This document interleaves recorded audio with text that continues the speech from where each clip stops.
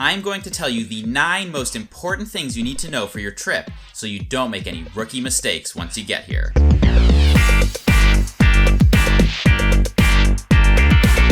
Hello, welcome to Trip Hacks DC. My name is Rob. I'm a tour guide here in the nation's capital. If you're coming to Washington, D.C. and you're looking for the best tips, tricks, and hacks for exploring the city, make sure to subscribe to this channel and hit the bell notification icon so that you don't miss any new videos. And if you're interested in signing up for a Trip Hacks DC tour, head on over to triphacksdc.com afterwards to see the tours that I offer. If you've been to Washington, D.C. before and you have anything that you wish you knew before you arrived, leave a comment on this video and let everyone know what it was. Otherwise, let's get started. Number 1, walk left, stand right. If you don't know what I'm talking about, then you need to click over and watch my do's and don'ts for riding Metro video afterwards. I'm going to leave a link to that and all of the resources that I'm mentioning in this video down in the description. The most important unwritten rule when you're riding on Metro is that you never, ever stand on the left side of an escalator. People walk on the left and stand on the right. There's pretty much nothing that infuriates locals more than tourists who come to town and don't know about this rule. But since you are watching Trip Hacks DC on YouTube, this shouldn't be any problem. Number 2, try to stay downtown. With over 100 hotels in Washington, D.C., and hundreds more in the suburbs, there is an almost overwhelming number of choices when it comes to accommodations. Whenever someone asks me, where is the best place to stay, the answer for general sightseeing is downtown. Most visitors will find the area around the White House to be the ideal location. You'll be within walking distance of the National Mall, the museums, and Metro for getting around. But that's not the only good place to stay, and I actually have a video where I laid out 11 recommended areas that would be great for any trip. Or you can just go straight to the guide, which I have posted over at triphacksdc.com/hotels. Number 3. Pack correctly. Washington, D.C. has 4 seasons, so depending on when you come, you want to make sure that you're prepared. That said, regardless of the time of year, the number 1 most important thing that needs to be in your suitcase is a comfortable pair of walking shoes. Whether you're walking around outside around the city or inside around the museums, you're going to be doing a lot of walking. Over in our What to Pack for DC video, my fellow tour guide Allie and I have plenty of suggestions for your trip. Number 4.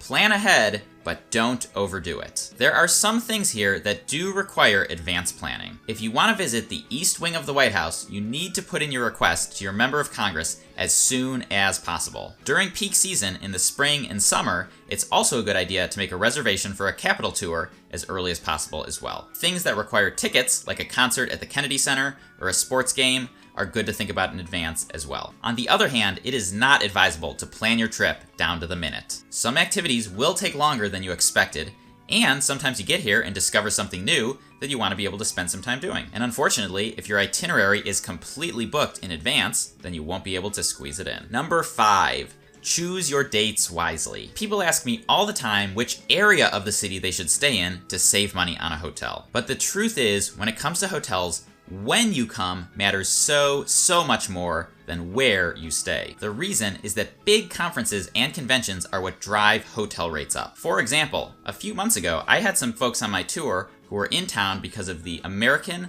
Association of Orthodontists National Conference. There were over 20,000 orthodontists in Washington, D.C. for that conference. 20,000! And as you might imagine, the National Association of Fill in the Blank has their big events in DC pretty frequently. And believe it or not, weekends and dates around holidays are actually some of the cheapest times to come, because conference organizers try to avoid scheduling on those dates. Number 6, see the monuments at night. Let me start by saying that there is no bad time to see the monuments and memorials. However, seeing the monuments in the evening does have some benefits, and that is why most of the tours that I give are at that time. During the hottest days of summer, seeing the monuments and memorials in the evening means that it's a little cooler and you don't have to battle the hot sun. And some of them, like the Lincoln Memorial and World War II Memorial, are absolutely phenomenal to see at dusk or after dark. For even more tips about the monuments and memorials, I have a video that will help you out. Number 7, go to the museums that interest you. People always ask me,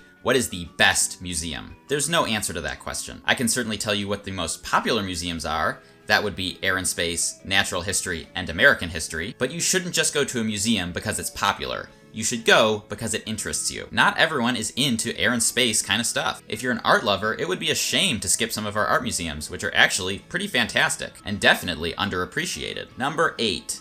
Don't over-rely on Metro. There are a ton of different ways of getting around these days. Metro is definitely one of the most popular ways, and most tourists appreciate how it is relatively inexpensive and efficient for seeing the major sites. However, in a lot of cases, Metro is just not the best way to get around. On the National Mall, for example, Metro is basically useless, but the Circulator bus is fantastic. And for short distance trips, Capital Bike Share is a great way of getting around too. One easy way to make sure that you're not overly relying on Metro is to use an app like Google Maps or City Mapper. It will tell you all of your options from getting from point A to point B. And in a lot of cases, it will become quite obvious that Metro isn't the best one. Number 9, don't stress out over where to eat. For a lot of people, including me, trying new restaurants is the best part about traveling. I totally appreciate that nobody wants to waste a meal at a bad restaurant. And a lot of people are rightly worried that they're going to wind up in places that are basically big tourist traps. The good news is that there is no shortage of great places to eat in DC